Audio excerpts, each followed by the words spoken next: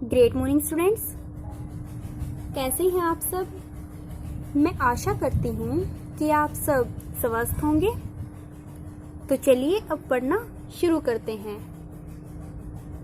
आज हम कक्षा 2 का अध्याय 2 इस पाठ के अभ्यास के प्रश्न उत्तर करना शुरू करेंगे,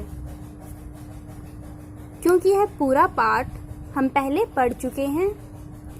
हमारे पाठ का नाम है नन्हा खरगोश।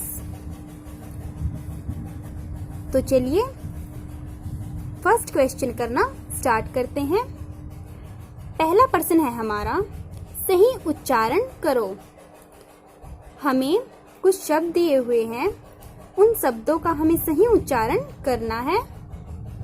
जैसे पहला शब्द है हमारा गिलहरी, फिर है खरगोश, कुतरना, जानवर, हिम्मत और सबसे लास्ट में है लापरवाह। तो इन शब्दों का आपको सही उच्चारण करना है, इनको बार बार बोलकर इनका अभ्यास करना है। अगला प्रश्न है हमारा प्रश्न नंबर 2, बताओ। यहाँ पर हमें कुछ प्रश्न दिए गए हैं, ये आपके मौखिक प्रश्न है। इन प्रश्नों के आपको उत्तर देने हैं। तो ये प्रश्न हम अपनी नोटबुक से पढ़ेंगे।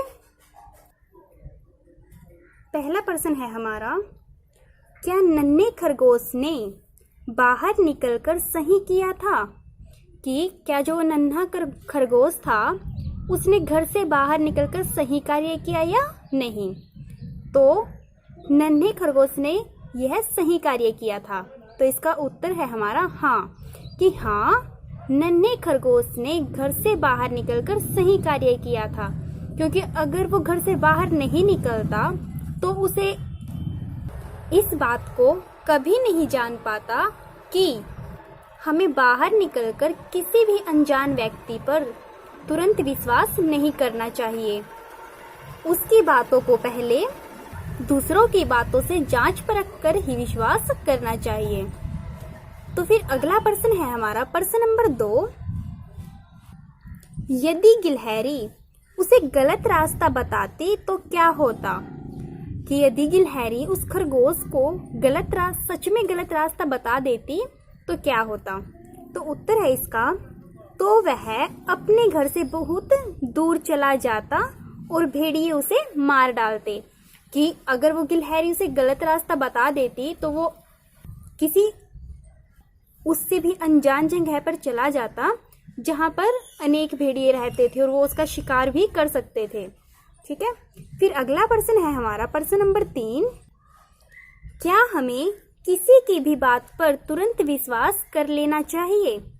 तो इसका उत्तर है नहीं, हमें किसी की बात को दूसरों की बात से जांच परख कर ही विश्वास करना चाहिए।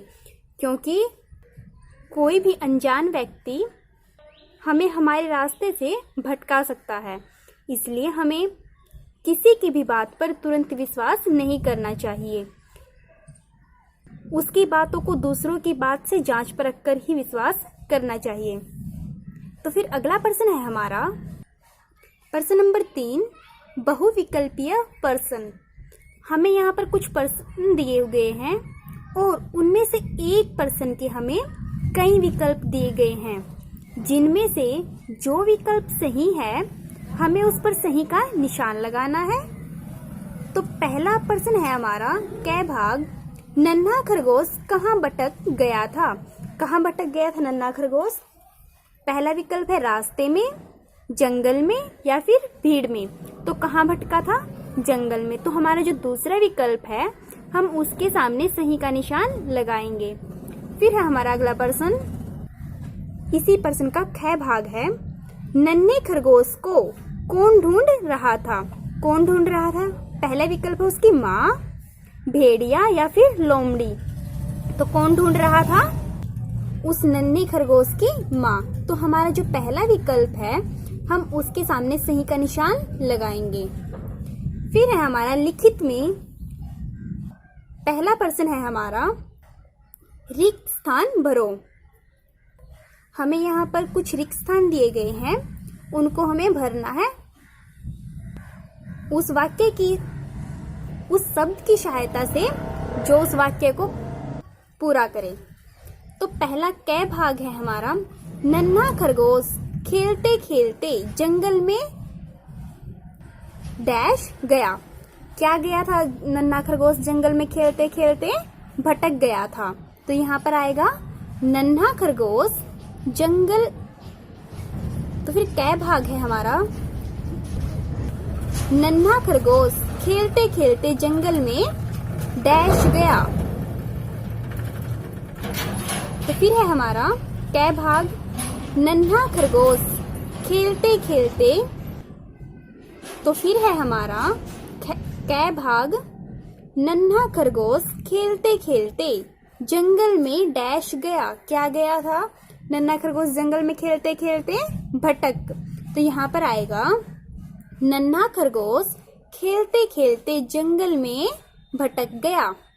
फिर कै भाग है, उसे डैश की डैश आने लगी थी। क्या आने लगी थी उसे? किसकी? उसे माँ की याद आने लगी थी। फिर गै भाग है, वह डैश होने लगा। क्या होने लगा था वह? अधीर। कि जब वो रास्ता भटक गया था तो परेशान होने के कारण वो क्या हो गया था? अधीर होने लगा था। अधीर क्या होता है? बेचैन। तो वह अधीर होने लगा।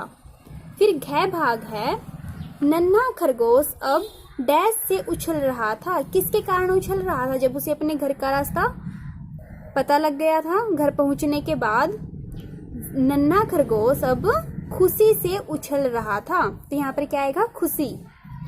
फिर है हमारा प्रश्न नंबर 2, किसने कहा, किससे कहा? कि हमें कुछ वाक्य दिए गए हैं और उन वाक्यों में हमसे यह पूछा है कि यह वाक्य किसने किससे कहे हैं।